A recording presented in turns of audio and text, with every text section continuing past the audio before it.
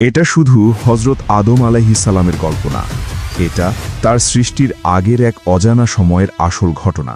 যে সময় পৃথিবীতে কোনো মানুষ হাঁটাচলা করত না, সেই সময় অন্য কিছু এই পৃথিবীতে রাজত্ব করত। তারা ছিল জিন জাতি। তারা বিদ্রোহ করল, ফেরেশতাদের সাথে লড়াই করল। ফেরেশতারা তাদেরকে পৃথিবীর দূর দূরান্তের কোণায় তাড়িয়ে দিলেন।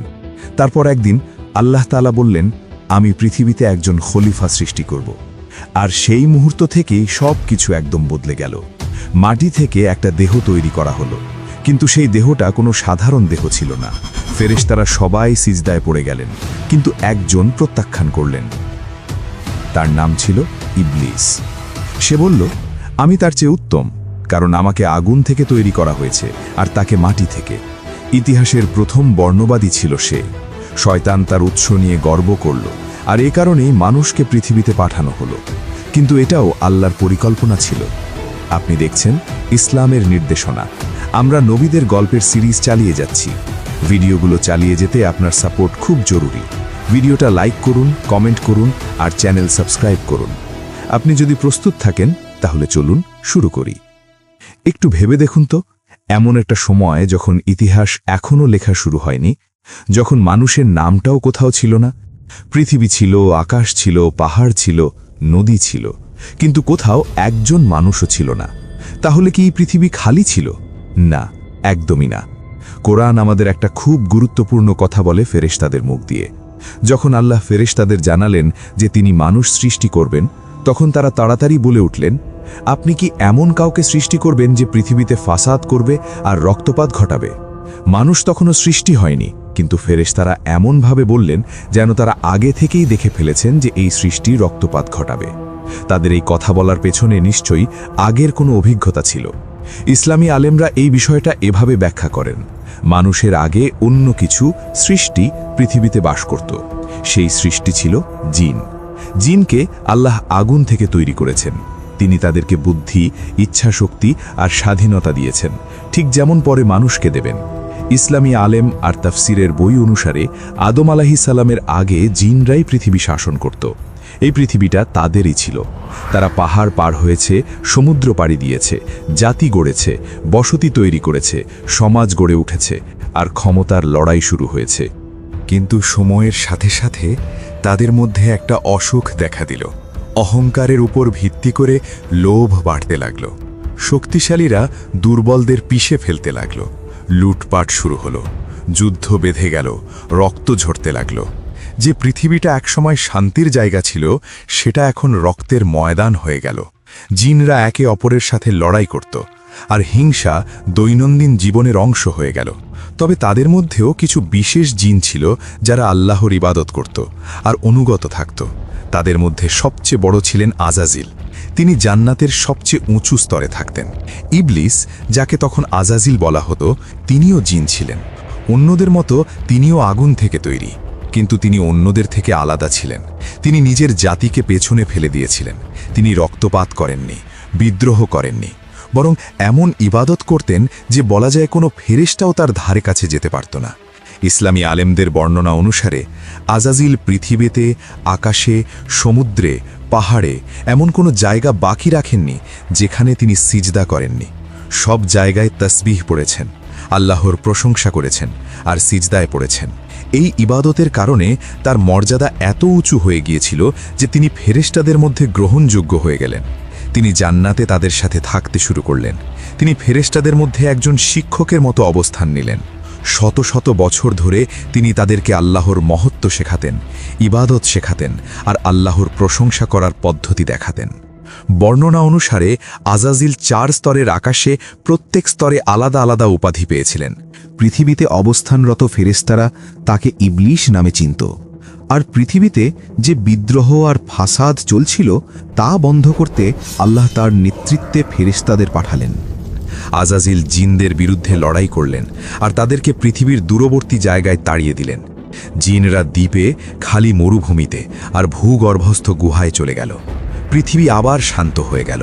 পাহাড়গুলো চুপ করে গেল, নদীগুলো পরিষ্কার হয়ে বয়ে চলল। আজাজিল এতে খুব খুশি হয়েছিলেন। তিনি একটা বড় সাফল্য পেয়েছিলেন। আর মনে রাখবেন, তিনি তখনও জিনই ছিলেন, ফেরেশতা নন।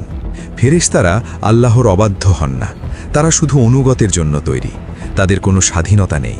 কিন্তু আজাজিল আগুন থেকে তৈরি, তার ইচ্ছা শক্তি ছিল, তার সামনে স্বাধীনতার দরজা খোলা ছিল। এখনো পর্যন্ত সেই দরজা বন্ধই ছিল, কিন্তু কখনো তালাবদ্ধ ছিল না। কিছু বর্ণনা আর তাফসিরের আলেমরা এই বিস্তারিত কথা বলেন যে আজাজিল যখন তার ইবাদত আর সাফল্যের কারণে উঁচু হয়ে উঠছিলেন, তখন তার ভেতরে অহংকার ধীরে ধীরে বাড়তে শুরু করেছিল। তবে তখনও সেটা প্রকাশ্যে বের হয়নি। কিন্তু আল্লাহ তো সব সত্য জানতেন, আর তিনি ইবলিসের আসল চেহারা দেখিয়ে দেবেন। জিনদের সরিয়ে দেওয়ার পর পৃথিবী একেবারে আলাদা কোনো সৃষ্টির অপেক্ষায় ছিল। আল্লাহ সূরা কাহাফের ৩৮ নম্বর আয়াতে বলেন, আমি আকাশমণ্ডলী, পৃথিবী এবং এর মধ্যে যা কিছু আছে সব কিছু ৬ দিনে সৃষ্টি করেছি এবং আমাকে কোনো ক্লান্তি স্পর্শ করেনি। আর নবী সাল্লাল্লাহু আলাইহি ওয়াসাল্লাম আবু হুরায়রা রাদিয়াল্লাহু আনহু থেকে বর্ণিত এক হাদিসে বলেন, আল্লাহ শনিবারে মাটি সৃষ্টি করেছেন, রবিবারে পাহাড়, সোমবারে গাছপালা, মঙ্গলবারে অপছন্দনীয় জিনিস, বুধবারে আলো, বৃহস্পতিবারে পৃথিবীতে প্রাণী ছড়িয়ে দিয়েছেন, আর শুক্রবারের শেষ সময়ে আসর থেকে মাগরিবের মধ্যে আদমকে সৃষ্টি করেছেন। মুসলিম মুনাফিকুন ২৭। এই হাদিস আমাদের খুব স্পষ্ট করে বলে যে মানুষের আগে সব কিছু সৃষ্টি হয়েছে। আল্লাহ ফেরেশতাদের কাছে একটা বড় রহস্য প্রকাশ করতে যাচ্ছিলেন। পৃথিবীতে আগে কি ঘটেছিল তা নিয়ে ফেরেশতারা কৌতূহল নিয়ে অপেক্ষা করছিলেন। আজাজিলও তাদের মধ্যে ছিলেন, তিনিও অপেক্ষা করছিলেন। কিন্তু আজাজিলের অপেক্ষাটা ফেরেশতাদের থেকে আলাদা ছিল। ফেরেশতারা খাঁটি কৌতূহল নিয়ে অপেক্ষা করছিলেন, যা আসুক তারা মেনে নেবেন। কিন্তু আজাজিলের ভেতরে যে বীজ লুকোনো ছিল সেটা হয়তো তিনি নিজেও বুঝতে পারছিলেন না, কিন্তু তিনি নিজের হিসাব কষছিলেন। তারপর খবর এলো, আল্লাহ বললেন, আমি পৃথিবীতে একজন খলিফা সৃষ্টি করব। বাকারা ৩০। সেই মুহূর্ত থেকে ইতিহাসের একটা বড় টার্নিং পয়েন্টের কাউন্টডাউন শুরু হলো। ফেরেশতারা অবাক হয়ে গেলেন এবং চিন্তিত হয়ে পড়লেন। আজাজিল তখনও চুপ ছিলেন। আল্লাহর সিদ্ধান্ত শোনার সাথে সাথে ফেরেশতাদের মনে গভীর উদ্বেগ তৈরি হলো। আগের অভিজ্ঞতা এখনও তাদের মনে ছিল, এখন আরেকটা স্বাধীন ইচ্ছাশক্তির সৃষ্টি হতে যাচ্ছে। আবার কি একই ঘটনা ঘটবে না? তারা সাহস করে প্রশ্ন করলেন, আপনি কি এমন কাউকে সৃষ্টি করবেন যে ফাসাদ করবে আর রক্তপাত ঘটাবে, অথচ আমরা আপনার প্রশংসা করে কথা বলি এবং আপনার পবিত্রতা ঘোষণা করি? এটা কোনো আপত্তি ছিল না। ফেরেশতারা আল্লাহর বিরুদ্ধে আপত্তি করেন না, অবাধ্যও হন না। এটা ছিল একটা খাঁটি প্রশ্ন, যেন তারা বোঝার চেষ্টা করছেন যে কোনো রহস্য তারা দেখতে পাচ্ছেন না। আর আল্লাহর উত্তর এলো খুব সংক্ষিপ্ত কিন্তু খুব গভীর। নিশ্চয়ই আমি জানি যা তোমরা জানো না। এই একটা বাক্যই যেন বিশ্বের সব রহস্যের তালা বন্ধ করে দিল। তোমরা জানো না, কিন্তু আমি জানি। এটাই যথেষ্ট ছিল। ফেরেশতারা চুপ হয়ে গেলেন। তারা মেনে নিলেন এবং অপেক্ষা করতে লাগলেন। সিদ্ধান্ত হয়ে গেল, নতুন সৃষ্টিকে মাটি থেকে তৈরি করা হবে, আর এজন্য পৃথিবীর বিভিন্ন জায়গা থেকে মাটি নিতে হবে। আল্লাহ প্রথমে জিব্রাইল আলাইহিসসালামকে পাঠালেন। জিব্রাইল আলাইহিসসালাম পৃথিবীতে নেমে এলেন। তিনি হাত বাড়ালেন মাটি নেওয়ার জন্য। ঠিক সেই মুহূর্তে একটা অপ্রত্যাশিত ঘটনা ঘটল। যে মাটিকে আমরা নিষ্প্রাণ মনে করি, সেই মাটিই আল্লাহর কুদরতে কথা বলে উঠল। সে বলল, আল্লাহর নামে আপনাকে অনুরোধ করছি, আমার থেকে কোনো অংশ নেবেন না, কারণ আল্লাহ আমার থেকে একটা সৃষ্টি বানাবেন, আর তাদের মধ্যে কেউ কেউ আল্লাহর অবাধ্য হবে। এজন্য আল্লাহ আমাকে জাহান্নামের আগুন দিয়ে শাস্তি দেবেন, আমার একটা অংশ আগুনে পুড়বে। জিব্রাইল আলাইহিসসালাম এটা শুনে পিছিয়ে গেলেন। তিনি মাটির এই আশ্রয় চাওয়ার দাবি সম্মান করলেন এবং খালি হাতে ফিরে গেলেন। তিনি বললেন, হে আমার রব, মাটি আপনার কাছে আশ্রয় চেয়েছে, আমি তাকে আশ্রয় দিয়েছি। তারপর আল্লাহ মিকাইল আলাইহিসসালামকে পাঠালেন। মিকাইল আলাইহিসসালাম নেমে এলেন। একই ঘটনা ঘটল। মাটি আবার আশ্রয় চাইল, আল্লাহর নাম নিয়ে অনুরোধ করল। মিকাইল আলাইহিসসালামও তাকে আশ্রয় দিয়ে খালি হাতে ফিরে গেলেন। তারপর ইসরাফিল আলাইহিসসালামকে পাঠানো হলো। তিনিও একই উত্তর পেলেন। তিনিও অনুরোধ সম্মান করে ফিরে গেলেন। ৩ বার ৩ মহান ফেরেশতা ফিরে এলেন। প্রতিবার মাটি কেঁপে উঠে আল্লাহর কাছে আশ্রয় চাইছিল। সে জানত যে তার একটা অংশ নেওয়া মানে কি। সে অনুভব করছিল যে সেই মাটি থেকে মানুষ আসবে, আর তাদের কেউ কেউ জাহান্নামে যাবে, আর সেই মাটির অংশ আগুনে পুড়বে। চতুর্থবার পাঠানো হলো আজরাইল আলাইহিসসালামকে। আজরাইল আলাইহিসসালাম পৃথিবীতে নেমে এলেন। মাটি আবার একই কথা বলল, আল্লাহর নামে অনুরোধ করছি, আমার থেকে কিছু নেবেন না। আজরাইল আলাইহিসসালামের উত্তর এলো খুব দৃঢ়তার সাথে, যা চিরকাল মনে রাখার মতো। তিনি বললেন, আমিও আল্লাহর কাছে আশ্রয় চাই তার নির্দেশ পালন না করে ফিরে যাওয়া থেকে। আর তিনি মাটি নিলেন। শুধু এক জায়গা থেকে নয়, তিনি পুরো পৃথিবী থেকে নিলেন। বিভিন্ন রঙের, বিভিন্ন ধরনের মাটি, লাল মাটি, সাদা মাটি, কালো মাটি, হলুদ মাটি, শক্ত মাটি, নরম মাটি, লবণাক্ত আর মিষ্টি মাটি, সব একসাথে জড়ো করে আল্লাহর কাছে পেশ করলেন। নবী সাল্লাল্লাহু আলাইহি ওয়াসাল্লাম এই সত্য ব্যাখ্যা করেছেন। আল্লাহ আদমকে পৃথিবীর সব জায়গা থেকে নেওয়া এক মুঠো মাটি থেকে সৃষ্টি করেছেন। এজন্য আদমের সন্তানরা বিভিন্ন রঙের আর বিভিন্ন স্বভাবের হয়েছে। কেউ লাল, কেউ সাদা, কেউ কালো, কেউ মাঝামাঝি, কেউ নরম, কেউ শক্ত, কেউ ভালো, কেউ খারাপ। আবু দাউদ এবং তিরমিজিতে বর্ণিত এই হাদিস আমাদের একটা গভীর বার্তা দেয়। মানুষের মধ্যে রং, স্বভাব আর চরিত্রের পার্থক্য কোনো দুর্বলতা নয়, এটা সম্পদ। আমরা সবাই একই মাটি থেকে এসেছি, কিন্তু সেই মাটির বিভিন্ন অংশ থেকে। কেউ কারো চেয়ে উত্তম নয়, কারণ আমরা সবাই এক মুঠো মাটি থেকে। মাটি আনা হয়ে গিয়েছিল, এখন সেটাকে আকৃতি দেওয়ার সময়। বর্ণনা অনুসারে আল্লাহ তার কুদরতে সেই মাটিকে 40 দিন মিশিয়ে রেখেছিলেন। এই দিনগুলো আমাদের জানা দিনের মতো ছিল না, শুধু আল্লাহই তাদের আসল রূপ জানেন। তারপর সেই মাটির তৈরি কাদাকে জান্নাতে 40 বছর রেখে দেওয়া হলো, তার উপর বৃষ্টি পড়ল। কিন্তু এটা সাধারণ বৃষ্টি ছিল না। বর্ণনা অনুসারে 29 বছর দুঃখের বৃষ্টি পড়েছিল, আর 1 বছর আনন্দের বৃষ্টি পড়েছিল। এজন্যই মানুষের জীবনে দুঃখ আনন্দের চেয়ে বেশি। যদি দুনিয়া একদিন আপনাকে হাসায়, তাহলে অনেক দিন কাঁদাতে পারে। এটা কোনো কাকতলীয় ঘটনা নয়, এটা আমাদের সৃষ্টির মধ্যে রেখে দেওয়া হয়েছে, আমাদের মাটির ওপর যা পড়েছিল। 40 বছর পর সেই মাটি বিভিন্ন ধাপ পার করল। কুরআন এই ধাপগুলো উল্লেখ করেছে। প্রথমে তুরাব অর্থাৎ ধুলো, তারপর মাটি, তারপর আঠালো কাদা, তারপর আকৃতি দেওয়া শুকনো মাটি। প্রত্যেক ধাপ মানুষের একটা অংশকে প্রতিফলিত করে। মাটির নম্রতা, পানির পবিত্রতা, উদ্দেশ্যের দিকে এগিয়ে যাওয়া আকৃতি, আর সবশেষে সেই বিশাল দেহ তৈরি হয়ে গেল। এখন তাদের সামনে একটা বিশাল দেহ ছিল। বর্ণনা অনুসারে প্রায় 70 হাত লম্বা, আজকের মাপে প্রায় 30 মিটার। তার মাথা প্রায় মেঘ ছুঁয়ে যাচ্ছিল। তার চোখ বন্ধ ছিল, মুখ শান্ত ছিল, হাত দুটো পাশে ছিল। সে দেখতে মানুষের মতো, কিন্তু ভেতরটা খালি, যেন একটা মূর্তি, একটা ছাঁচ। আত্মা এখনো আসেনি। ফেরেশতারা সেই দেহের কাছে এলেন। তারা তার চারপাশে ঘুরলেন, পরীক্ষা করলেন। এটা কে, কেন সৃষ্টি করা হয়েছে, কোন উদ্দেশ্যে আল্লাহ এটাকে অস্তিত্ব দিয়েছেন। আর তাদের মধ্যে একজন ছিলেন যিনি এসব প্রশ্ন করছিলেন না, তিনি অন্য কিছু করছিলেন। আজাজিল সেই নিষ্প্রাণ দেহের চারপাশে ঘুরলেন। তিনি খুব মনোযোগ দিয়ে পর্যবেক্ষণ করলেন।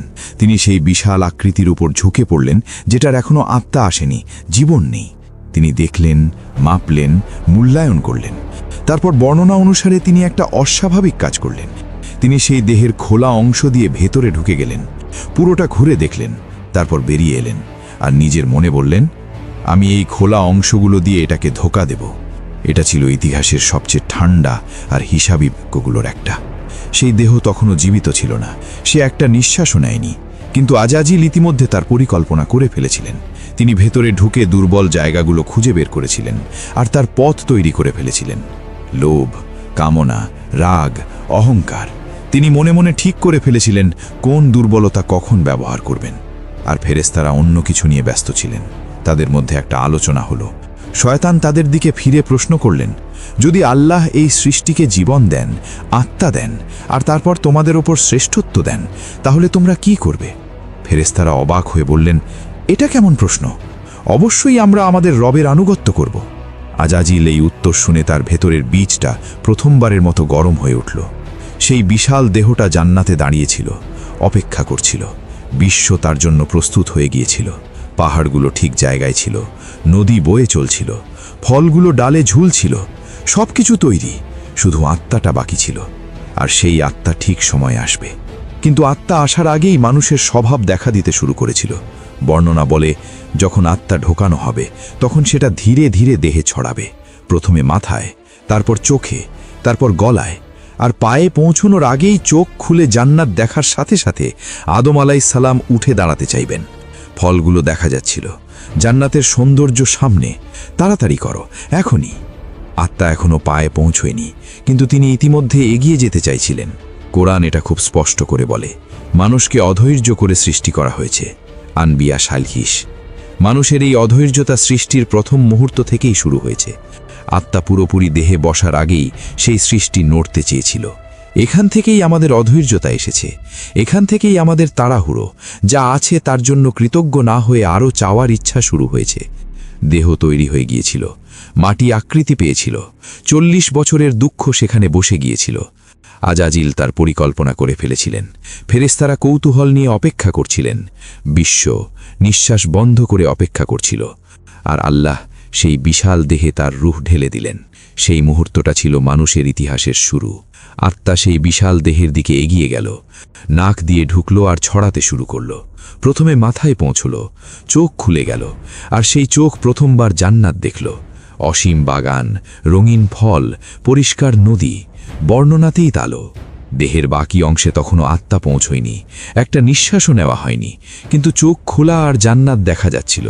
তারপর আত্মা গলার দিকে নামল, আর আদম আলাইসাল্লাম হাঁচি দিলেন। তার মুখ থেকে প্রথম যে কথা বের হলো তা হলো আলহামদুলিল্লাহ রব্বিল আলামিন। সব প্রশংসা আল্লাহর জন্য, যিনি সব জগতের রব। সৃষ্টির প্রথম মুহূর্তে তার প্রথম কথা ছিল কৃতজ্ঞতা। তিনি তখনও কিছু অনুভব করেননি, কোনো নিয়ামতের স্বাদ পাননি, কিন্তু চোখ খুলে জান্নাত দেখার সাথে সাথে তার মুখ থেকে যে শব্দ বের হলো তা ছিল আল্লাহর প্রশংসা। আর আল্লাহ উত্তর দিলেন, আল্লাহ তোমার প্রতি রহম করুন। সেখানে উপস্থিত ফেরেশতারাও বললেন, আল্লাহ তোমাকে হেদায়েত করুন আর আমাদেরকেও হেদায়েত করুন। তারপর আল্লাহ জিজ্ঞাসা করলেন, আমি কে? আদম আলাইহিসসালাম উত্তর দিলেন, আপনি আল্লাহ, আপনি ছাড়া কোনো উপাস্য নেই। আল্লাহ বললেন, তুমি সত্য বলেছ। এটা ছিল মানুষ আর তার রবের মধ্যে প্রথম কথোপকথন, প্রথম প্রশ্ন, প্রথম উত্তর, প্রথম স্বীকৃতি। আর আদম আলাইহিসসালাম যে উত্তর দিয়েছিলেন সেটাই ছিল বিশ্বের সার অংশ, তাওহীদ। আল্লাহ ছাড়া কোনো উপাস্য নেই। আর তিনি প্রথম নিজের কথাই এটা বলেছিলেন। আত্মা ধীরে ধীরে দেহে ছড়াতে থাকল। যেখানে পৌঁছালো সেখানে জীবন তৈরি হতে লাগল। রক্তপ্রবাহ, উষ্ণতা, নড়াচড়া। আত্মা তার হাঁটুতে পৌঁছালো। আর ঠিক সেই মুহূর্তে আদম আলাইহিসসালাম উঠে দাঁড়াতে চাইলেন, কারণ তার চোখ জান্নাত দেখেছিল, ফল দেখা যাচ্ছিল, সৌন্দর্য সামনে। আত্মা তখনও পায়ে পৌঁছায়নি, কিন্তু তিনি ইতিমধ্যে এগিয়ে যেতে চাইছিলেন। তারপর আত্মা পুরোপুরি ছড়িয়ে গেল, দেহ জীবিত হয়ে গেল। আদম আলাইহিসসালাম উঠে দাঁড়ালেন, প্রায় 30 মিটার লম্বা, মাথা মেঘ ছুঁয়ে যাচ্ছে, শক্তিশালী, মহিমান্বিত, জীবিত। প্রথম মানুষ অস্তিত্ব লাভ করলেন। এখন একটা বড় পরীক্ষার সময় এসেছে। আল্লাহ ফেরেশতাদের দেখিয়ে দেবেন যে আদম আলাইহিসসালামকে সৃষ্টি করার পেছনে কী রহস্য ছিল। যখন তিনি বলেছিলেন, আমি পৃথিবীতে খলিফা সৃষ্টি করব, তখন তারা চিন্তিত হয়েছিলেন। এখন সময় এসেছে তারা দেখুক আর বুঝুক। আল্লাহ আদম আলাইহিসসালামকে সব নাম শিখিয়ে দিলেন। কুরআন বলে, আল্লাহ আদমকে সব নাম শিখিয়ে দিলেন। বাকারা 31। কিন্তু এই শেখানোটা শুধু মুখস্থ করানোর মতো ছিল না। আদম আলাইহিসসালামকে শুধু নামই দেওয়া হয়নি, প্রত্যেক জিনিসের বাস্তবতাও দেওয়া হয়েছে। কোন জিনিস কি, কেন তৈরি, বিশ্বে তার অবস্থান আর তার গভীর জ্ঞান। পৃথিবী আর আকাশের মধ্যে সব কিছুর নাম আর রহস্য তার আত্মায় রেখে দেওয়া হলো। তারপর আল্লাহ ফেরেশতাদের দিকে ফিরে বললেন, যদি তোমরা সত্যবাদী হও তাহলে এগুলোর নাম বলো। ফেরেশতারা চুপ হয়ে গেলেন। এই মহান সৃষ্টিরা, যারা জ্ঞান আর ইবাদতে ভরপুর, তারা এই প্রশ্নের উত্তর দিতে পারলেন না, কারণ এই জ্ঞান তাদের দেওয়া হয়নি। তারা নম্রতা আর সততার সাথে বললেন, আপনি পবিত্র, আমাদের কোনো জ্ঞান নেই যা আপনি আমাদের শেখাননি। নিশ্চয়ই আপনি সর্বজ্ঞ, প্রজ্ঞাময়। বাকারা 32। তারপর আল্লাহ বললেন, হে আদম, তাদের নাম বলো। আর আদম আলাইহিসসালাম শুধু নামই বললেন না, প্রত্যেক জিনিস কি, কেন সৃষ্টি হয়েছে, তার গুণাবলী, বিশ্বে তার অবস্থান, এমনকি তার বংশধরদের নাম আর ক্ষমতাও ব্যাখ্যা করলেন। ফেরেশতারা অবাক হয়ে একে অপরের দিকে তাকালেন। যে জ্ঞান তাদের দেওয়া হয়নি, সেই জ্ঞান এই মাটি থেকে তৈরি সৃষ্টিকে দেওয়া হয়েছে। আল্লাহ আদম আলাইহিসসালামকে নাম শেখানোর পেছনে আরও গভীর অর্থ আছে। ফেরেশতারা ক্ষুধা অনুভব করেন না, তাই তারা আল্লাহর নাম আর রাজ্জাকের পুরো অর্থ বুঝতে পারেন না। তারা শুধু তথ্য হিসাবে জানেন, কিন্তু অনুভব করতে পারেন না। ফেরেশতারা অসুস্থ হন না, তাই তারা আশ-শাফির অর্থ সীমিতভাবে বোঝেন। তাদের আত্মা সংকীর্ণতা বা প্রসারতা অনুভব করে না, তাই তারা আল বাসিতকে পুরোপুরি উপলব্ধি করতে পারেন না, যিনি হৃদয় প্রসারিত করেন আর কষ্টের পর স্বস্তি দেন। ফেরেশতারা পাপ করেন না, তওবাও করেন না, তাই তারা আত-তাওয়াব বা আল গাফফারের গভীরতা সত্যিকার অর্থে বুঝতে পারেন না। যে সৃষ্টি কখনো পাপের বোঝা বহন করে না, কখনো অনুশোচনা অনুভব করে না, সে ক্ষমার গভীরতা পুরোপুরি অনুভব করতে পারে না। তাই ফেরেশতারা আল্লাহর অনেক নাম আর গুণ জানলেও তাদের বোঝা সীমিত। কিন্তু মানুষকে খুব বিশেষভাবে সৃষ্টি করা হয়েছে। মানুষকে শুধু আল্লাহর নাম আর গুণ জানার জন্য নয়, সেগুলো অনুভব করার জন্য সৃষ্টি করা হয়েছে। এটাই মানুষ সৃষ্টির গভীর রহস্য। আল্লাহ চান তার নাম আর গুণাবলী মানুষের মাধ্যমে পরিচিত হোক এবং মানুষের দ্বারা অনুভূত হোক। এখন বাইবেলে এটা কিভাবে বলা হয়েছে? এটা কি ইসলামের সাথে মেলে? বাইবেল অনুসারে আদম নিজেই প্রাণী আর জিনিসের নাম দিয়েছিলেন। নামগুলো আল্লাহ শেখাননি, আদম নিজের চিন্তা দিয়ে বেছে নিয়েছিলেন। জেনেসিসে বলা হয়েছে আল্লাহ সব প্রাণী আর পাখি আদমের কাছে নিয়ে এসেছিলেন, আর আদম যা নাম দিয়েছিলেন সেটাই তাদের নাম হয়েছে। ইসলাম এটা মেনে নেয় না, কারণ যে সৃষ্টি এইমাত্র চোখ খুলে জীবন দেখতে শুরু করেছে, যে এইমাত্র দুনিয়া দেখছে, সে নিজে থেকে সবকিছুর নাম আর বাস্তবতা জানতে পারে না। ইসলাম অনুসারে যিনি সব নাম শিখিয়েছেন তিনি শুধু আল্লাহ, আর এভাবেই আল্লাহ নিজে মানুষের ফেরেশতাদের উপর শ্রেষ্ঠত্ব দেখিয়ে দিয়েছেন। এই পার্থক্যটা ছোট মনে হলেও খুব গুরুত্বপূর্ণ। এক দৃষ্টিতে মানুষ নিজের বুদ্ধি দিয়ে সবকিছু নির্ধারণ করে, অন্য দৃষ্টিতে স্পষ্ট যে জ্ঞানের আসল মালিক আল্লাহ, আর সেই জ্ঞান মানুষকে উপহার হিসেবে দেওয়া হয়েছে। কেউ হয়তো বলবে মানুষ নিজে শেখে, কিন্তু সেই শেখাটাও আল্লাহর ইচ্ছায় হয়। আল্লাহই অনুমতি দেন, চিন্তা আর অনুপ্রেরণা মনে রাখেন। এখন প্রমাণ স্পষ্ট হয়ে গিয়েছিল। ফেরেশতারা দেখেছিলেন এই সৃষ্টিকে এমন জ্ঞান দেওয়া হয়েছে যা তাদের ছিল না। তারপর আল্লাহ বললেন, আদমকে সিজদা করো, আর তা ঘটল। অসংখ্য ফেরেশতা, জান্নাতের প্রত্যেক কোণায় থাকা সেই মহান সৃষ্টিরা সবাই একসাথে সিজদায় পড়ে গেলেন। এটা ইবাদত ছিল না, ইবাদত শুধু আল্লাহর জন্য। এটা ছিল আল্লাহর নির্দেশের আনুগত্য। আদম আলাইহিসসালামকে যে মর্যাদা, সম্মান আর অবস্থান দেওয়া হয়েছে তা দেখানো। বর্ণনা অনুসারে ফেরেশতারা অনেকক্ষণ সিজদায় রয়ে গিয়েছিলেন। আল্লাহ তার সৃষ্টিকে সম্মান দেখানোর নির্দেশ দিয়েছিলেন। এই সিজদা ছিল আল্লাহর সৃষ্টির মহত্ব স্বীকার করা। কিন্তু একজন ছিলেন যিনি সিজদা করেননি, আজাজিল, যিনি শত শত বছর ফেরেশতাদের শিখিয়েছেন, যিনি সামনের সারিতে আলোয় ঝলমল করছিলেন। তিনি সিজদা করেননি, তিনি দৃঢ় হয়ে দাঁড়িয়ে রইলেন। ফেরেশতারা অবাক হয়ে মাথা তুললেন। তাদের শিক্ষক সিজদা করেননি, তারা কি করলেন? বর্ণনা বলে তারা বললেন, হে আমাদের রব, আপনি আমাদের সিজদা করার অনুমতি দিয়েছেন, কিন্তু আমাদের আরেকটা সিজদা করতে দিলেন না আপনাকে ধন্যবাদ জানাতে। আর তারা আবার সিজদায় পড়লেন। কিছু আলেম এটাকে নামাজে 2 সিজদার রহস্য হিসেবে উল্লেখ করেন। তারপর আল্লাহ জিজ্ঞাসা করলেন, হে ইবলিস, যখন আমি নির্দেশ দিলাম তখন তোমাকে কি সিজদা করতে বাধা দিল? এটা ছিল ইতিহাসের সবচেয়ে ভারী প্রশ্নগুলোর একটা। আর ইবলিস উত্তর দিলেন। তার উত্তর ছিল অহংকার আর বর্ণবাদের প্রথম প্রকাশ। আমি তার চেয়ে উত্তম, আপনি আমাকে আগুন থেকে তৈরি করেছেন আর তাকে মাটি থেকে। একটা রুক্ষ যুক্তি। দেখুন তো, আগুন মাটির চেয়ে উত্তম, আমি আগুন থেকে, সে মাটি থেকে, তাই আমি উত্তম। ইবলিস হয়তো ইতিহাসের প্রথম দার্শনিক ছিলেন। তিনি নিজের যুক্তি ব্যবহার করেছিলেন, কিন্তু তার যুক্তিতে সবচেয়ে গুরুত্বপূর্ণ সত্যটা বাদ পড়ে গিয়েছিল। আল্লাহ নির্দেশ দিয়েছিলেন। যখন আল্লাহ নির্দেশ দেন তখন রহস্য নিয়ে প্রশ্ন করা হয় না, আনুগত্য করতে হয়। আল্লাহের অসীম জ্ঞান আছে, আপনি সেই মুহূর্তে না বুঝলেও মেনে নিতে হয় যে তার জ্ঞান আপনার চেয়ে অনেক বড়। কিন্তু ইবলিস অন্য কিছু করলেন। তিনি নিজের বুদ্ধিকে আল্লাহের নির্দেশের উপরে রাখলেন। তিনি আল্লাহের নির্দেশের উপরে শ্রেষ্ঠত্ব দাবি করলেন। তাই ইবলিসের পাপটা শুধু মানুষের প্রতি হিংসা বা অহংকার ছিল না, যেমন অনেকে ভাবেন। এটা অনেক গভীর ছিল। তিনি বলছিলেন, আপনি স্পষ্ট নির্দেশ দিলেও আমি মানব না, কারণ আমি মনে করি আমার পথ সঠিক। এটাই অহংকারের সবচেয়ে বিপজ্জনক রূপ, নিজের চিন্তাকে আল্লাহের নির্দেশের ওপরে রাখা। আর এই ফাঁদ ইতিহাস জুড়ে বারবার দেখা গেছে। আজও কিছু মানুষ আল্লাহ আর তার রাসূল যা স্পষ্ট বলেছেন তা প্রত্যাখ্যান করে, শুধু নিজের ভিন্ন চিন্তার কারণে। আল্লাহ আমাদের সবাইকে ক্ষমা করুন। ইসলামে এটাই আসল প্রথম পাপ। খ্রিস্ট ধর্মে প্রথম পাপ আদম আলাইহিসসালামের নিষিদ্ধ ফল খাওয়ার সাথে যুক্ত, কিন্তু ইসলামে এটা আরও আগে থেকে শুরু। ইবলিস সিজদা করতে অস্বীকার করা আর নিজের যুক্তিকে আল্লাহের নির্দেশের উপরে রাখা থেকে। আর এই পার্থক্যটা খুব গুরুত্বপূর্ণ, কারণ ইসলাম শেখায় পাপ ব্যক্তিগত, কেউ অন্যের পাপ বহন করে না। আর ইসলাম অনুসারে নবীরা পাপ করেন না, তারা ভুলে যেতে পারেন, কিন্তু ভুলে যাওয়া কাজকে পাপ গণ্য করা হয় না। আমরা শীঘ্রই ভুল বোঝা নিষিদ্ধ গাছের বিষয়ে আসব। এখন গল্পে ফিরে আসি।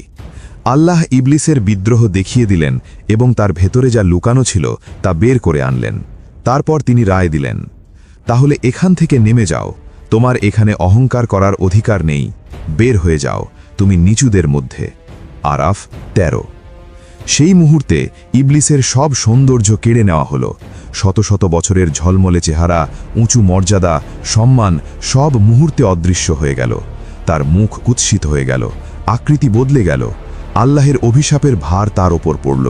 তাকে জান্নাত থেকে, ফেরেশতাদের মধ্যে থেকে আর আল্লাহের সান্নিধ্য থেকে বের করে দেওয়া হলো।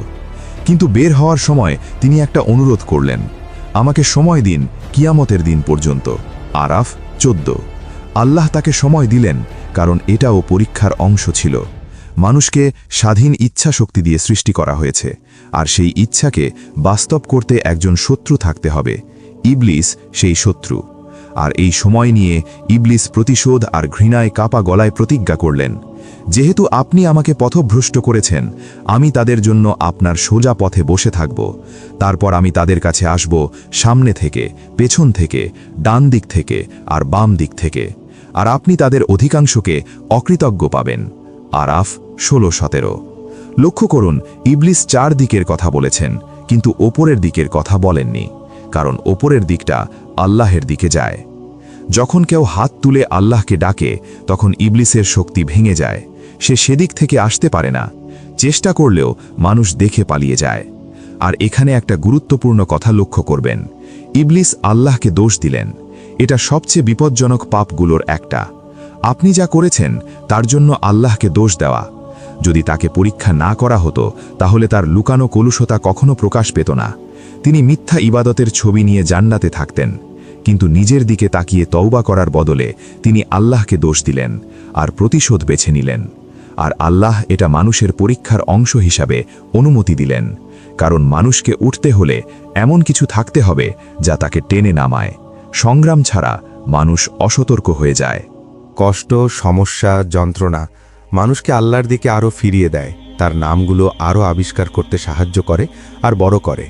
হয়তো ইবলিস এটা বুঝতে পারেননি, তার মাধ্যমে অনেক মানুষ উঠবে, কিন্তু তিনি শুধু অন্যদের টেনে নামানোর দিকে মনোযোগ দিয়েছিলেন। আল্লাহ আমাদের শয়তানের অনুসরণ থেকে হেফাজত করুন। তার সৃষ্টির পেছনে আরও অনেক রহস্য আছে, আল্লাহই সবচেয়ে ভালো জানেন। সেই মহান দৃশ্য শেষ হয়ে গিয়েছিল, ইবলিসকে বের করে দেওয়া হয়েছে। ফেরেশতারা আবার সিজদা করলেন, এবার কৃতজ্ঞতায়। আর আদম আলাইহিস সালাম সবার কেন্দ্রে দাঁড়িয়েছিলেন এই মহান মুহূর্তের মূল চরিত্র হিসাবে। তিনি জান্নাতে ছিলেন, কিন্তু একা ছিলেন। যাকে সবচেয়ে বড় জ্ঞান দেওয়া হয়েছে, যার মধ্যে আল্লাহ নিজের রূহ ফুঁকেছেন, যার সামনে কোটি কোটি ফেরেশতা সিজদা করেছে, সেই সৃষ্টি জান্নাতের বিশাল বাগানে একা হেঁটে বেড়াচ্ছিলেন। প্রত্যেক সৌন্দর্য তার সামনে, প্রত্যেক নিয়ামত কাছে, কিন্তু তার ভেতরে কিছু একটা অনুপস্থিত ছিল। আর যে সেই শূন্যতা পূরণ করবে, সে তখনও সৃষ্টি হয়নি। তিনি চারদিকে তাকালেন, প্রত্যেক সৃষ্টি জোড়ায় তৈরি। পাখিরা জোড়ায় উড়ছে, প্রাণীরা পাশাপাশি হাঁটছে, গাছের শিকড় মাটিতে একে অপরকে ছুঁয়ে আছে। জান্নাতের সব বাগান, সব নদী, সব রং তার সামনে, কিন্তু কেউ নেই যার সাথে এই সৌন্দর্য ভাগ করে নেবেন, কেউ নেই যার সাথে এই শান্তি অনুভব করবেন। জান্নাতেও একাকিত্ব অনুভব হয়, কারণ একাকিত্ব কোনো জায়গার অভাব নয়, সেটা আত্মার অভাব। আর সেই শূন্যতা মানুষকে জান্নাতেও ছুঁয়ে যেতে পারে। আল্লাহ অবশ্যই এটা জানতেন, কিন্তু প্রথমে তিনি চেয়েছিলেন যে অনুভূতিটা অনুভব করা হোক। কিছু উৎস অনুসারে মানুষ কোনো জিনিসের মূল্য বোঝে শুধু তার অনুপস্থিতি অনুভব করার পর। জান্নাতেও একাকিত্ব একটা প্রবল অনুভূতি, আর সেই অনুভূতি একদিন অনুভূত হলো।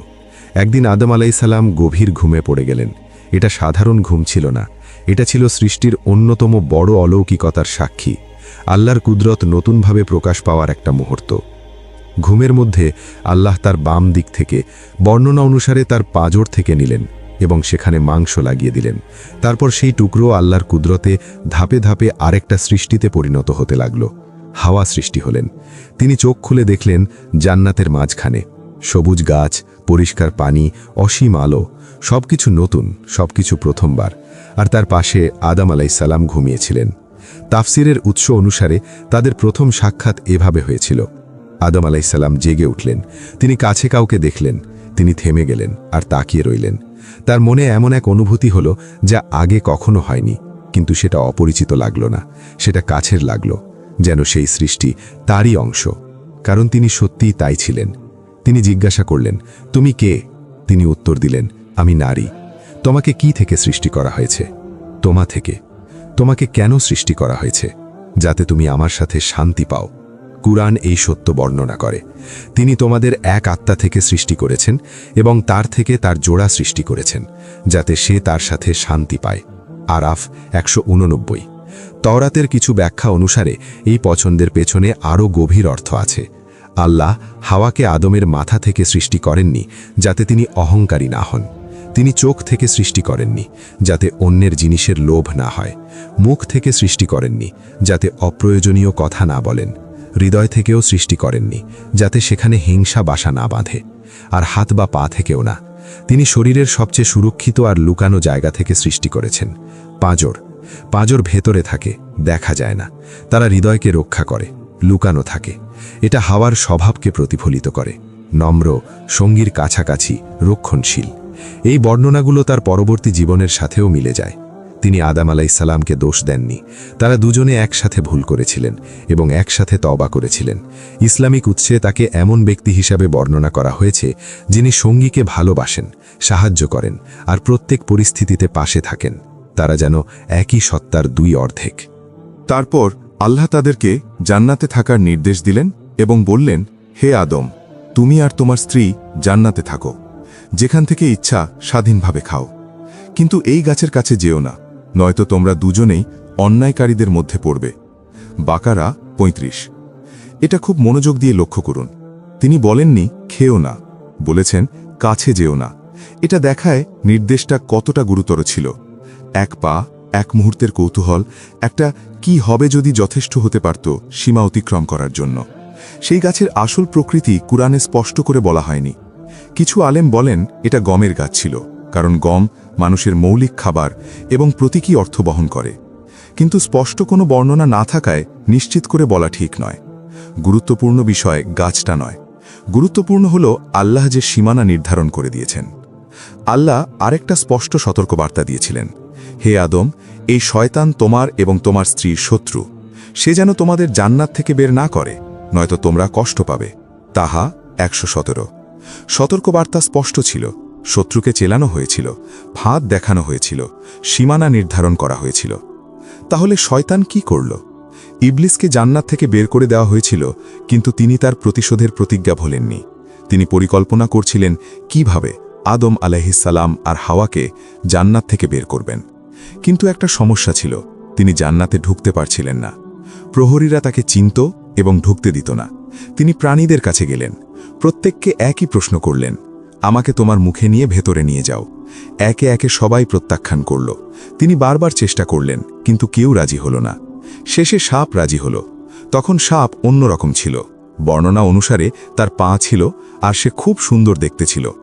ইবলিস তার মুখে ঢুকে গেলেন। সাপ জান্নাতে ঢুকল। প্রহরীরা তাকে চিনল এবং ঢুকতে দিল। তারপর ইবলিস তার মুখ থেকে বেরিয়ে এলেন।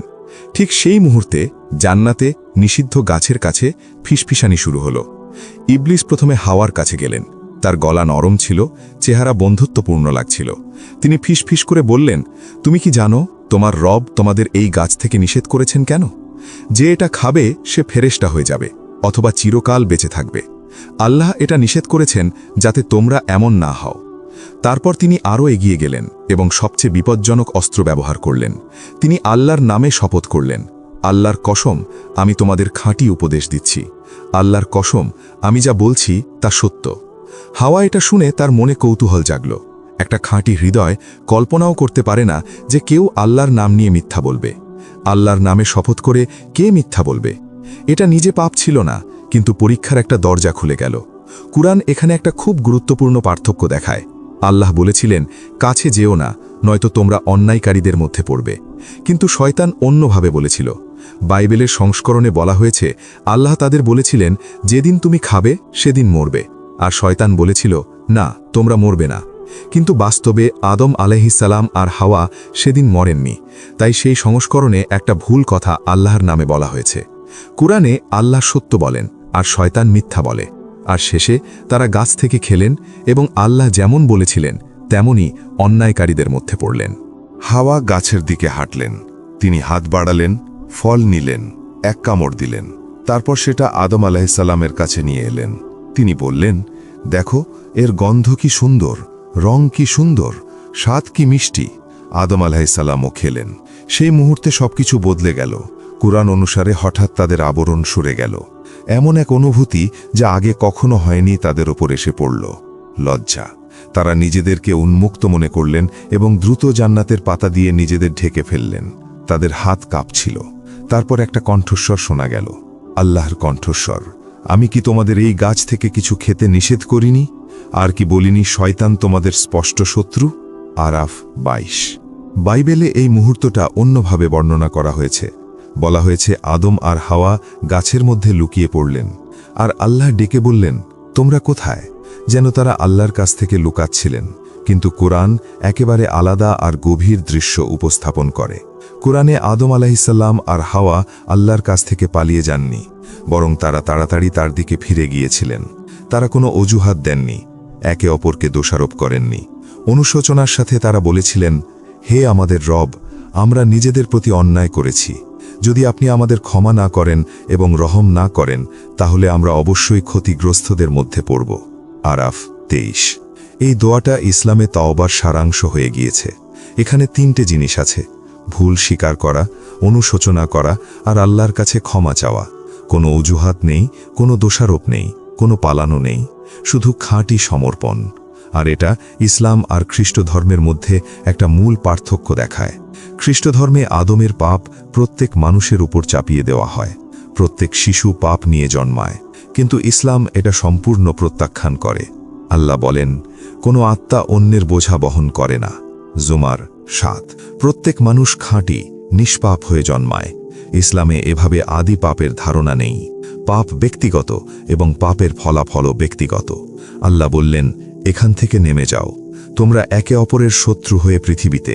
তোমাদের জন্য সেখানে কিছু সময়ের জন্য বাসস্থান আর উপকার থাকবে। সেখানে তোমরা বাস করবে, সেখানে মরবে এবং সেখান থেকেই কিয়ামতের দিন বের করা হবে। আরাফ 25। কিন্তু এখানে একটা খুব গুরুত্বপূর্ণ সত্য আছে। ইসলামী আলেমরা আর কোরআনের প্রথম আয়াতগুলো আমাদের মনে করিয়ে দেয় যে আদম আলাইহিসসালামকে শুরু থেকেই পৃথিবীতে পাঠানোর জন্য সৃষ্টি করা হয়েছিল। বাকারা 30-এ আল্লাহ বলেছেন, মানুষ সৃষ্টির আগে আমি পৃথিবীতে একজন খলিফা সৃষ্টি করব। তাই নিষিদ্ধ ফল এই যাত্রার কারণ ছিল না, এটা শুধু একটা মাধ্যম। মানুষকে জান্নাতে চিরকাল থাকার জন্য সৃষ্টি করা হয়নি, বরং পৃথিবীতে খলিফা হিসেবে বাস করার জন্য সৃষ্টি করা হয়েছিল। জান্নাত ছিল চূড়ান্ত গন্তব্য, প্রথম নয়। এজন্য ইসলাম মানুষের পৃথিবীতে আসাকে শাস্তি হিসেবে দেখে না, এটা দেখে একটা মহান আর সম্মানজনক মিশন হিসেবে। আল্লাহকে চেনা, তার নির্দেশ অনুযায়ী বাঁচা এবং পরীক্ষার মধ্যে সবচেয়ে উত্তম মানুষ হওয়া। কেউ হয়তো ভাবতে পারেন, কেন আদম আর হাওয়াকে শত্রু করে পাঠানো হলো? এটা একটা ভুল বোঝাবুঝি। আদম আর হাওয়ার সাথে শয়তানও এই ঘটনার অংশ ছিল। সবাইকে পাঠানো হয়েছিল।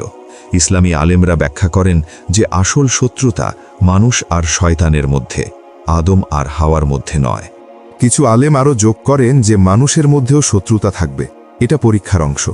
মানুষকে ভালো আর খারাপ করার সুযোগ দেওয়া হবে, আর এর মাধ্যমে সংঘাত দেখা দেবে। আল্লাহই ভালো জানেন। শেষ পর্যন্ত দুটি আত্মা জান্নাত ছেড়ে চলে যাচ্ছিল, আর তাদের সামনে ছিল একটা দীর্ঘ, কঠিন কিন্তু অর্থপূর্ণ যাত্রা। সেই মুহূর্তটা তাদের জন্য জান্নাতের দরজা বন্ধ হয়ে গেল এবং তাদের সামনে একেবারে নতুন একটা দুনিয়া দাঁড়িয়েছিল। আদম আলাইহিসসালামকে ভারতে পাঠানো হয়েছিল এবং কিছু বর্ণনা অনুসারে সেরেনডিপ দ্বীপে, আজকের শ্রীলঙ্কায়। হাওয়াকে পাঠানো হয়েছিল জেদ্দায়, আজকের সৌদি আরবের পশ্চিম উপকূলে। কিছু আলেম বলেন জেদ্দা শব্দটা দাদি থেকে এসেছে, হাওয়ার উল্লেখ করে। একই গ্রহের দুই প্রান্তে দুটি আত্মা। সেই মুহূর্তটা একটু ভেবে দেখুন। হাওয়ার দিক থেকে ঠিক আগের মুহূর্তে তিনি জান্নাতের বাগানে ছিলেন, উজ্জ্বল গাছ, পরিষ্কার নদী, অসীম শান্তি, আর আদম আলাইহিসসালাম ঠিক তার পাশে। এখন সেসব কিছু নেই, শুধু জ্বলন্ত সূর্য, অজানা জমি আর ভারী নীরবতা। প্রথমবার তিনি ঠান্ডা অনুভব করলেন। জান্নাতে ঠান্ডা বা গরম ছিল না, কিন্তু এখানে বাতাস তাকে ছুঁয়ে গেল। প্রথমবার তিনি ক্ষুধা অনুভব করলেন। জান্নাতে খাবার সব সময় কাছে ছিল, কিন্তু এখানে তিনি জানতেন না কি খাবেন বা কোথায় পাবেন। প্রথমবার তাকে বৃষ্টি থেকে আশ্রয় খুঁজতে হলো। জান্নাতে এমন কোনো প্রয়োজন ছিল না। কিন্তু এসব কিছুর মধ্যে সবচেয়ে কঠিন ছিল আদম আলাইহিসসালামের অনুপস্থিতি। ইসলামী বর্ণনা সূত্রে জানা যায় যে এই সময়টা হাওয়া গভীরভাবে প্রার্থনা করেছিলেন। তিনি আল্লাহর কাছে বারবার অনুরোধ করেছিলেন, তিনি বারবার তাওবা করেছিলেন এবং তার সঙ্গীর সাথে দেখা হওয়ার জন্য আকুল হয়েছিলেন।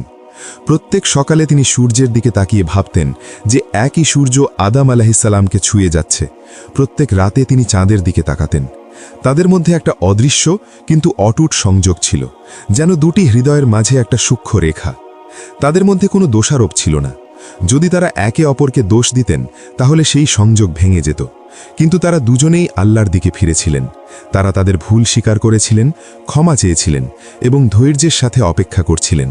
আদম আলাইহিসসালামও একই আকাঙ্ক্ষা অনুভব করছিলেন। তিনি পাহাড় আর বনভূমিতে চোখ খুলেছিলেন। সব কিছু নতুন।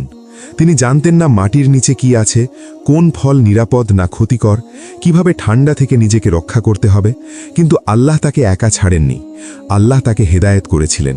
তিনি দেখিয়েছিলেন কিভাবে বাস করতে হয়, আশ্রয় খুঁজতে হয়, জমি চাষ করতে হয়। আর আদম আলাইহিসসালাম হাওয়াকে খুঁজছিলেন। প্রত্যেক পাহাড়ের পেছনে, প্রত্যেক দিগন্তে তিনি তার পরিচিত চেহারা দেখার আশা করছিলেন। বর্ণনা সূত্রে জানা যায় যে এই বিচ্ছেদ কয়েক বছর চলেছিল। তিনি অনেক দূর ভ্রমণ করেছিলেন, পাহাড় আর উপত্যকা পার হয়েছিলেন। তারপর আল্লাহ তাকে সুসংবাদ দিলেন, মক্কায় যাও, সেখানে একটা ঘর আছে, তার চারপাশে তাওয়াফ করো, ঠিক যেমন ফেরেশতারা আমার আরশের চারপাশে তাওয়াফ করে। আদম আলাইহিসসালাম যখন এই যাত্রা শুরু করলেন, আল্লাহ তাকে জান্নাত থেকে একটা উপহার দিলেন, একটা পাথর। আজ সেই পাথর কাবার কোনায় আছে। লক্ষ লক্ষ মানুষ লাইনে দাঁড়িয়ে সেটা ছুঁয়ে দেখে, চুমু খায়। এটা হলো হাজারে আসওয়াদ। নবী সাল্লাল্লাহু আলাইহি ওয়াসাল্লাম বলেছেন, কালো পাথর জান্নাত থেকে নামানো হয়েছে। এটা দুধের মতো সাদা ছিল, কিন্তু আদম সন্তানের পাপে এটাকে কালো করে দিয়েছে। তিরমিজি। একটু ভেবে দেখুন, যখন এটা প্রথম নেমেছিল এটা দুধের মতো বিশুদ্ধ সাদা ছিল।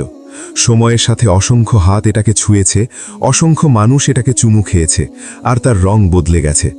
আমরা তার রঙে মানুষের পাপের ভার দেখতে পাই। কিন্তু এটা এখনও আছে, এখনও জান্নাতের একটা টুকরো, এখনও আল্লাহর একটা নিদর্শন। আদম আলাইহিসসালাম মক্কায় পৌঁছালেন। আল্লাহ তার পদক্ষেপ লম্বা করে দিয়েছিলেন যাতে তিনি খুব অল্প সময়ে পবিত্র ভূমিতে পৌঁছে যান। কিছু বর্ণনা অনুসারে তাকে কাবার জায়গায় নিয়ে যাওয়া হয়েছিল। তিনি সেখানে পাথর রেখে ভিত্তি স্থাপন করেছিলেন। কিন্তু এই তথ্য নিশ্চিত নয়। এটা প্রথম দিকের বর্ণনা থেকে আসে। এই প্রতিবেদন অনুসারে আদম আলাইহিসসালাম সেই পবিত্র জায়গার চারপাশে তাওয়াফ করেছিলেন। তিনি বারবার ঘুরেছিলেন, তার রবের দিকে মুখ করে। বলা হয় তিনিই প্রথম তাওয়াফকারী এবং প্রথম হাজি। ঠিক যেমন ফেরেশতারা আরশের চারপাশে ঘোরে, তেমনি তিনি পৃথিবীর এই পবিত্র কেন্দ্রের চারপাশে ঘুরেছিলেন। কিছু বর্ণনায় বলা হয় তিনি পরে জেরুজালেমে গিয়েছিলেন এবং সেখানে একটা ইবাদতের জায়গা তৈরি করেছিলেন।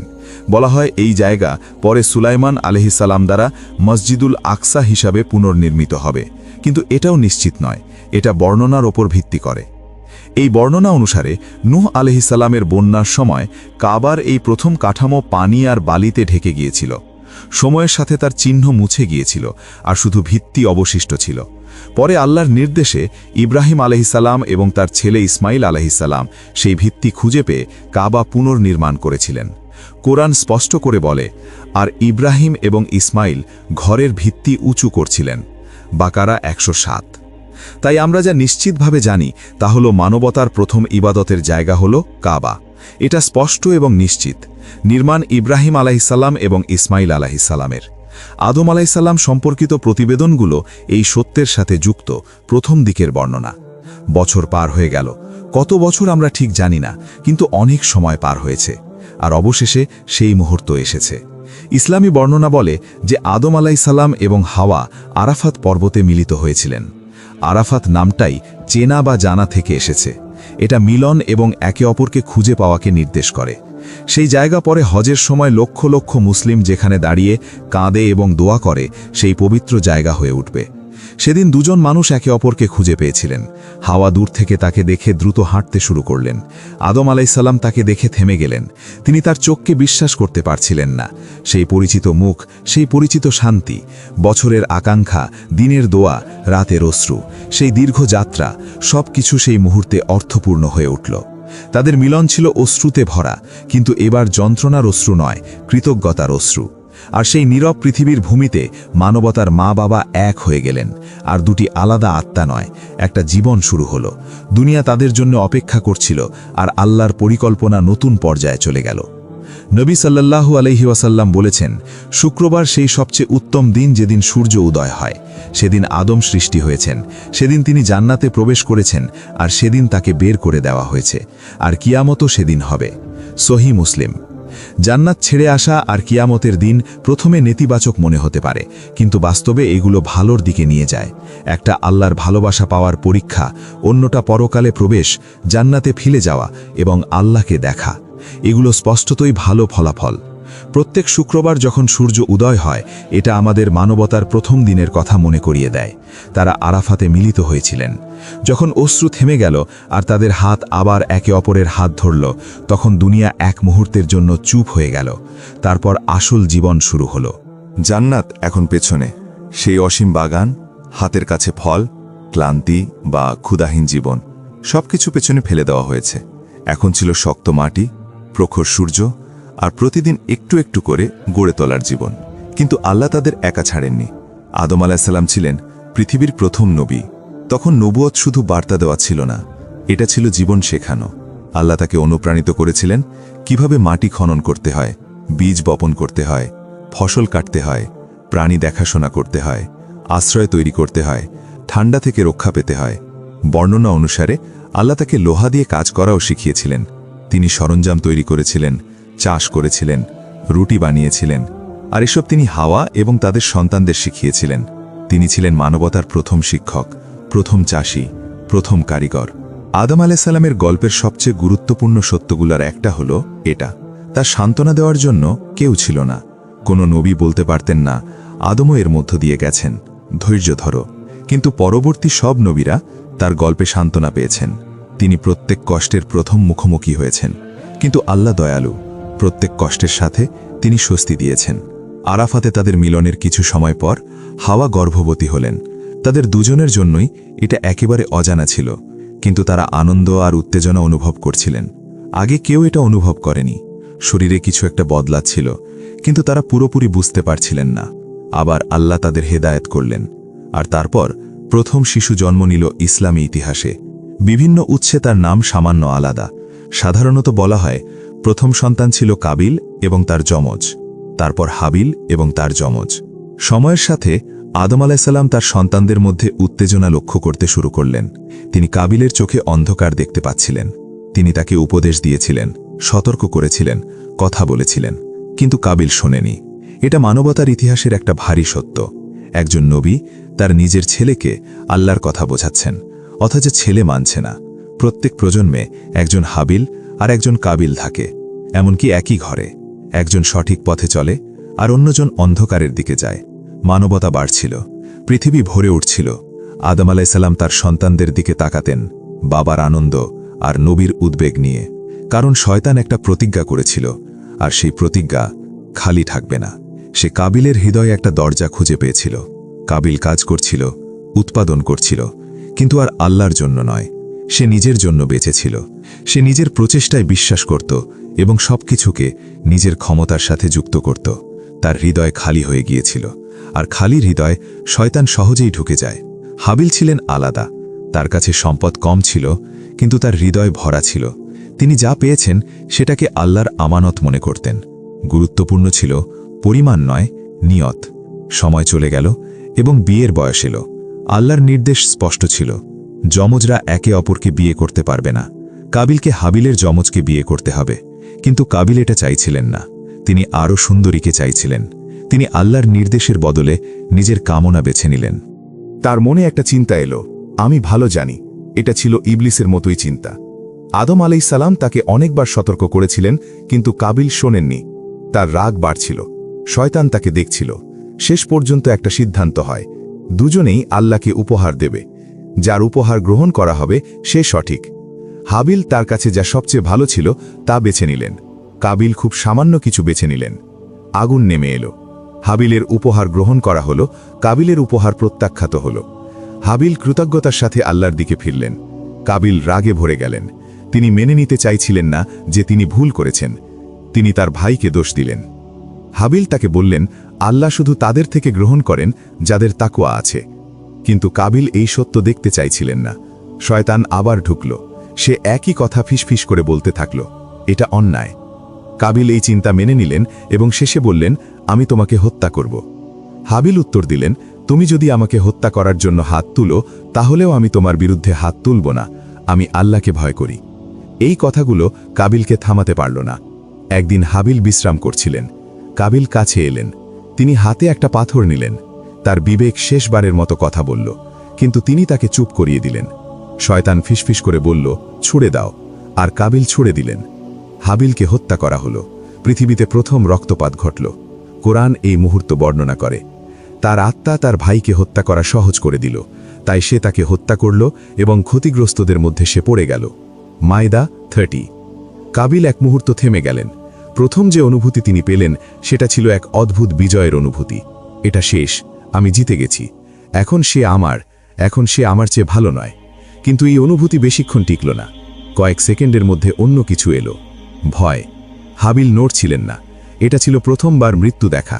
কোনো মানুষ আগে কখনো মরেনি, আর এখন তার সামনে তার নিজের হাতে সৃষ্টি করা মৃত্যু। তিনি জানতেন না কি করবেন। তিনি লাশটা পাশে রেখে চলে গেলেন, আর ঠিক সেই মুহূর্তে আল্লাহ তাকে সবচেয়ে অপ্রত্যাশিত শিক্ষকের কাছ থেকে শিক্ষা দিলেন। একটা কাক এলো, সেটা তার ঠোঁট দিয়ে মাটি খুঁড়তে লাগল। সে একটা গর্ত করল, আরেকটা মৃত কাক নিয়ে সেটাকে ভেতরে রাখল, তারপর মাটি দিয়ে ঢেকে দিল। আর কোরআন যেমন বলে, কাবিল বললেন, হায় আমার দুর্ভাগ্য, আমি কি এই কাকের মতোও হতে পারলাম না, যাতে আমার ভাইয়ের লাশ লুকিয়ে ফেলতে পারি। মায়দা 31। হাবিল আর বাড়ি ফিরলেন না। ঠিক যেমন তারপরে অনেক ঈমানদার মানুষ অন্যায়ভাবে হত্যার শিকার হয়েছেন। তিনি ছিলেন প্রথম উদাহরণ, আর হয়তো এভাবেই তিনি জান্নাত লাভ করেছিলেন।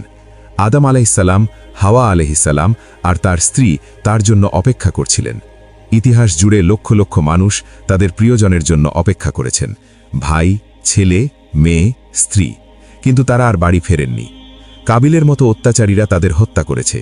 আল্লাহ তাদের সবাইকে জান্নাত দান করুন। আল্লাহ আমাদের অত্যাচারীদের মধ্যে হওয়া থেকে এবং অত্যাচারীদের অনিষ্ট থেকে হেফাজত করুন। যদি এই গল্পটা আপনার ভালো লেগে থাকে তাহলে আমাদের সাপোর্ট করুন। আমরা 10 লাখ সাবস্ক্রাইবারে পৌঁছতে চাই। চ্যানেল সাবস্ক্রাইব করুন, ভিডিওটা লাইক করুন, নোটিফিকেশন অন করুন, আর সবচেয়ে গুরুত্বপূর্ণ, কমেন্টে আপনার চিন্তা, অনুভূতি আর দোয়া শেয়ার করুন। এভাবে আমরা আরও অনেক মানুষের কাছে এই গল্পগুলো পৌঁছে দিতে পারব। ইনশাআল্লাহ পরবর্তী ভিডিওতে আবার দেখা হবে।